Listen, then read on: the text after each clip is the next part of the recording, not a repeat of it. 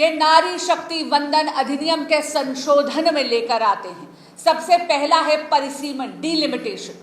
मैं मीडिया के माध्यम से एक आर्टिकल पढ़ना चाहती हूं भारतीय संविधान से। आप सब देख रहे हैं कि वही इंडियन कॉन्स्टिट्यूशन है जिसे माननीय नेता प्रतिपक्षी राहुल गांधी थी झलकाते जरूर हैं, लेकिन शायद इसको खोलकर पढ़कर समझने की जहमत नहीं करते। आर्टिकल 334, मुख्यमंत्री जी मैं आपकी अनुमति से इसको पढ़ना चाहूंगी मीडिया के। आर्टिकल 334A क्या कहता है? Reservation of seats for women take effect.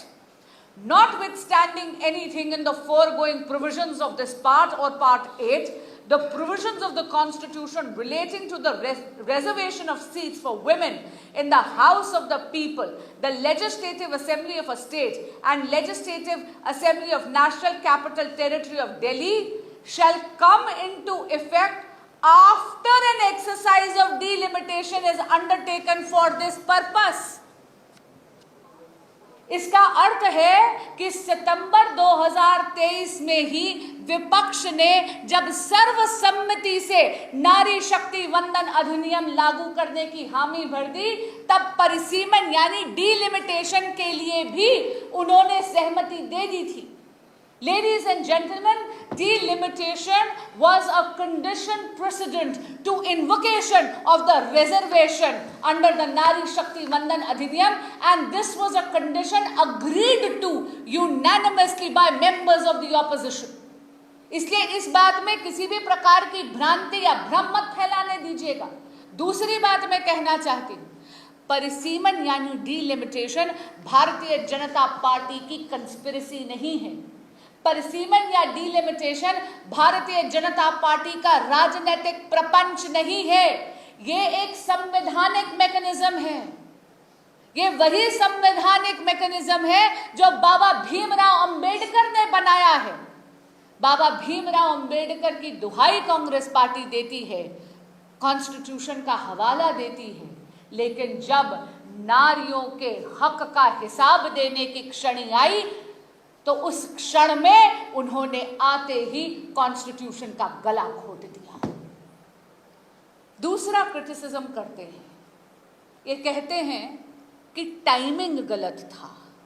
वो कहते हैं कि चुनाव के बीच में क्यों आप लेकर आए। अरे कोई जनरल इलेक्शन नहीं है, अभी स्टेट के इलेक्शन चल रहे हैं।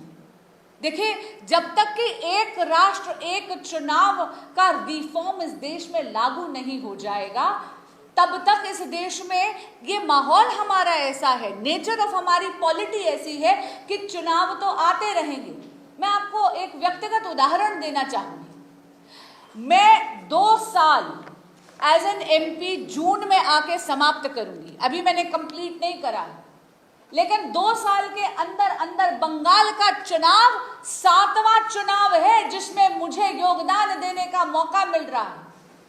40 बरस से इस देश की मातृशक्ति इस ट्रांसफॉर्मेटिव रिफॉर्म की प्रतीक्षा कर रही है, अपने हक के लिए लड़ रही है, और अब विपक्ष किस मुंह से ये कहता है कि आप जल्दबाजी कर रहे हैं?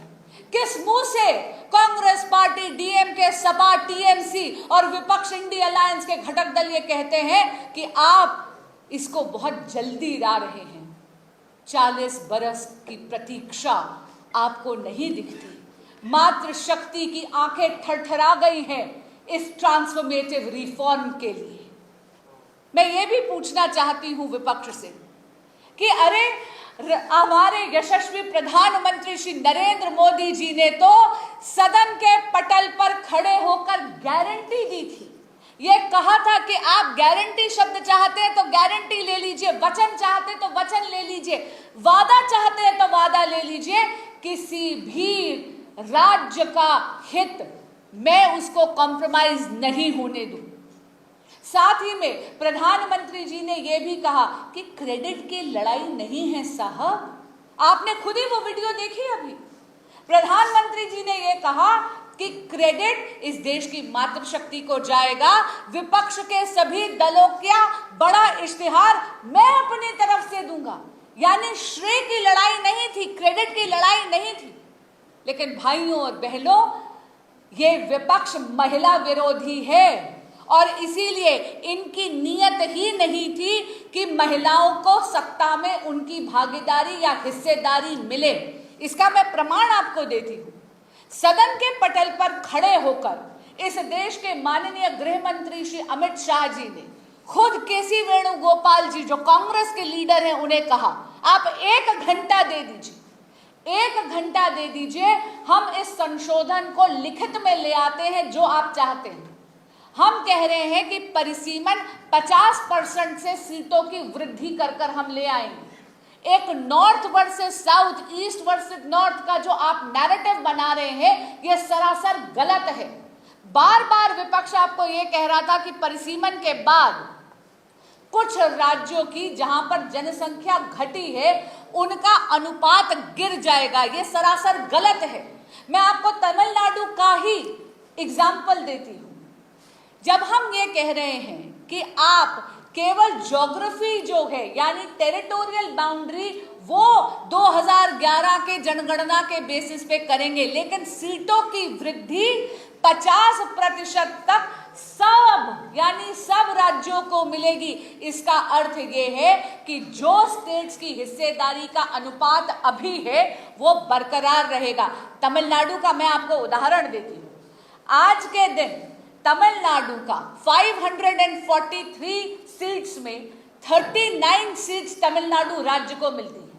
इसमें पूरे में यानी 543 सीट्स में उनका शेयर बनता है 7.18%।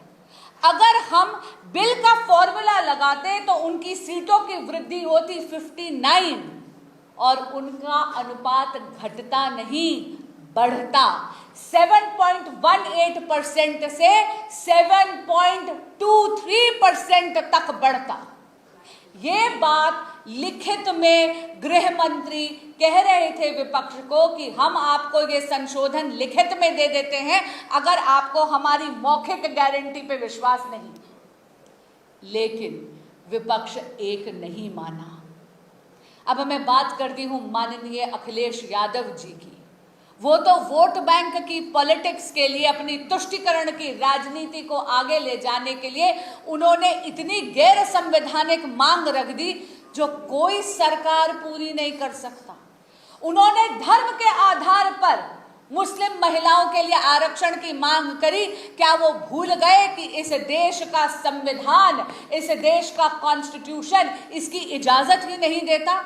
बार बार honourable supreme court of India ने कहा है कि हमारे देश में धर्म के आधार पर रिजर्वेशन अलाउड ही नहीं है, अनुमतित ही नहीं है। इसे अंग्रेजी में कहते हैं shifting of the goal post.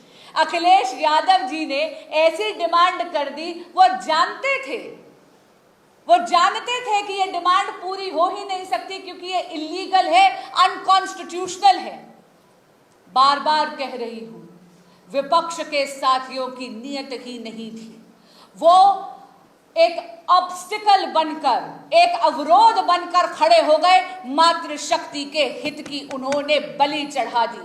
पर आज आप सभी के माध्यम से कहना चाहूंगी कि विपक्ष के जो भी साथी हमारे थे जिन्होंने महिला आरक्षण का विरोध करा, जिन्होंने महिला आरक्षण को 2029 में लागू नहीं होने दिया, उनको मैं कहना चाहती हूं आप इस देश की मातृशक्ति के आक्रोश का पात्र बने हैं। जब आपके पास एक अपॉर्चुनिटी थी, एक अवसर था इस देश की मातृशक्ति के आशीर्वाद का पात्र बनने की, और अब आप देखिएगा इस देश की मातृशक्ति आपसे कुपित है और आप उनके श्राप के भागीदार बनेंगी। नरेंद्र मोदी जी ने कल अपनी वेदना भी व्यक्त करी, अपनी संवेदना भी व्यक्त करी और मेरे देश की मातृशक्ति को आश्वासन दिया, क्योंकि मोदी है तो मुमकिन है और मोदी की गारंटी सारी गारंटी पूरी करने की गारंटी है। और इस मंच से मैं आपको कहना चाहती हूं, जब तक नरेंद्र मोदी इस देश के प्रधान सेवक हैं, भारतीय जनता पार्टी के लिए नारी शक्ति वंदन अधिनियम, महिला आरक्षण एक चुनावी मुद्दा नहीं, एक संकल्प है जिसे हम निश्चित ही सिद्धि तक लेकर जाएंगे और नरेंद्र मोदी इस देश की मातृशक्ति को उसका हक निश्चित दिलाएंगे। जय जगन्नाथ।